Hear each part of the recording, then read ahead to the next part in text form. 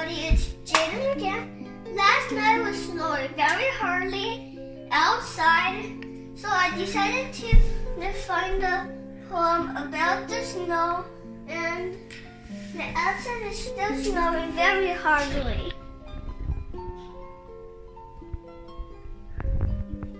And yeah, the poem is about snow, and the front cover is very dark and only with some lights and snow. And 夜雪 means the snow in the night. It's written by Ji from Tang Dynasty.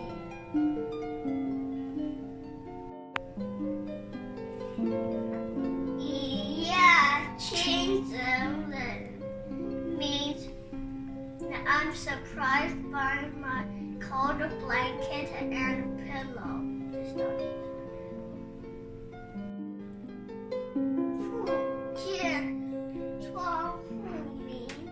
Means outside my window is very bright.